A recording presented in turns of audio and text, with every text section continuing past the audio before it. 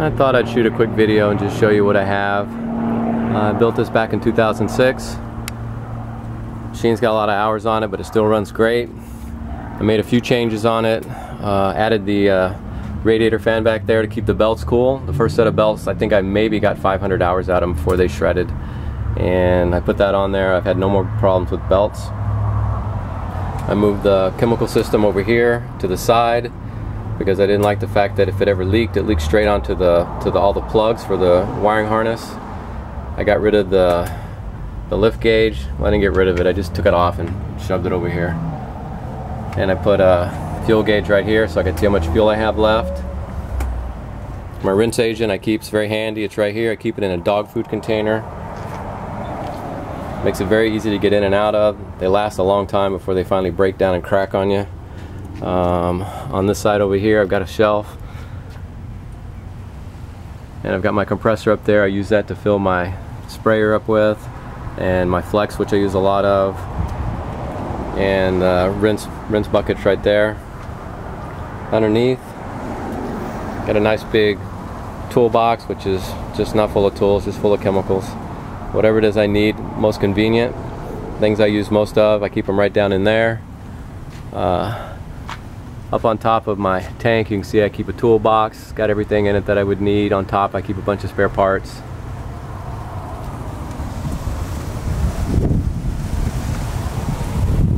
And in the back of the truck, I took this spool, this was just a standard size spool, and I just cut it and made it bigger. It was very easy to do. A little bit of metal, a couple spools hanging off the side. Got a Vario in there, a sprayer for upholstery, a sprayer for protector, vacuum cleaner, Rotovac original power head, a couple blowers. I've got the big zipper here, and I got a couple of Sapphire upholstery tools up there. Got the wand here we never really use anymore, turbo tool. These little brackets, by the way, come from Lowe's, and they fit right into this system. And if you want to slide them over, you just lift them up and they slide over and they hang perfectly. And you can hang tools off of them. Works really well. Same thing with that basket up there. The basket's holding blocks. You can just lift it up and slide it and put it wherever you want, or lift it up and take it off if you want, and change it to something else. I took the original aluminum shelving system that I had for the van, and I just whacked off the legs and I hung it up on the shelf. I forget what that stuff's called, but that electrical channel, it works great. Of course, right in the middle I've got a 200-gallon tank, fresh water, some extra hose in case 400 feet's not enough, some pads for scrubbing in case I've got something I've got to scrub. On the back of the truck, very conveniently located, is my filter box. Very easy to access, to get into. I cut the sides out so it would be complete vacuum all the way around. And we use the tongs to reach in there and dig everything out, so you don't have to shove your hands down that nasty stuff, and you never know what you're sucking up. Anyway, these work great.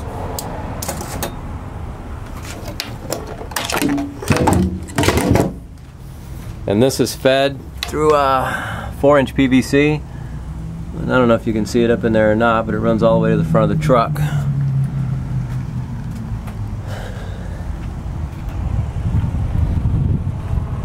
And I've got a fuel tank here. This is my unleaded. And my drain line comes right out here. And I just can unhook it, lay it down, connect to a 50-footer if I need to, and drain away. And it's nice having a separate tank because you know exactly how much fuel you're burning. And I use these outboard motor filters for the fuel. The things last for years and years. You never have to worry about them. They're not going to get clogged up. They're designed for high horsepower engines, and we're just running these little bitty motors. So I like those, and they're very convenient. You just screw it off just like you would an oil filter and screw a new one on. This is the back of the machine. Something I did on this box was I put doors across each other so you'd have easy access and you'd get good airflow, keep the machine cool. You can see there's the original part that Blueline put on there. You can see how much smaller it is compared to the elbow that I had this elbow made, and I altered the tank so that everything matched up perfectly, and I was able to center the tank for weight. The way it was set up before, you had to put the tank way off to the side, and it was just a real pain. And the other zipper is right here. This is the one we use every day. It's easy to grab. I didn't need one of Eric's great brackets. The brackets he makes work really well. When the new machine comes, I think we're going to put both of them right here in this huge open space. We're going to line them both up right here because we've ended up using the bigger one almost as much as the smaller one. And you can see the tank. We just took 4-inch PVC and ran it straight down through and elbowed it back. It runs all the way to the back. And for the water that's coming in, we use the Hallwind switch, which is the same switch that's used on the tank to shut the water off. We just use it to turn a pump on to keep the tank full. And the pumps will last forever because there's no pressure. It's just an open line and it just runs until the electric shuts off. And I believe I bought the one with 6-inch swing and it works great. Never had any problems with it. The only major repair that we had to do on this machine was this right here. My technician came outside, I was inside running the spinner and I was pulling the trigger and he just kept turning the thing up. And then he comes inside and says, oh, I can't get it to 1200. And of course when I let go of the trigger to go outside and look, who knows what pressure it was at, 15, 16, whatever. It broke the coils inside, so we had to cut that off. That was a major thing. Not very simple to get out. Took a full day to cut that thing apart and weld it all back up and put it back together.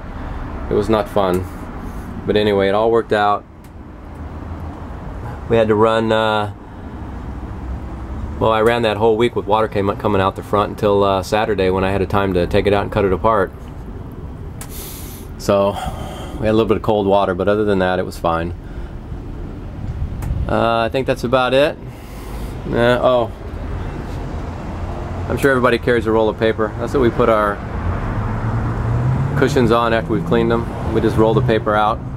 I buy these in 800-foot links. It works really well. I get about 4 months out of a roll. I've got a spare one at the house. And a couple more little small blowers. And then our baskets full of our towels for drying the floor after we clean the tile or the marble. And we got plenty of the yellow microfibers and the bonnets that we use for the Vario. This is what I bought. I like these. These work really well. Those things work really well for scrubbing the carpet, especially on commercial, which is what I bought it for.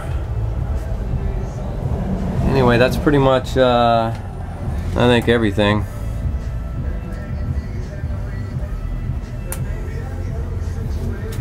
In case the truck ever breaks down, I think by law I have to carry that. And of course a fire extinguisher right there, and then there's one behind the seat.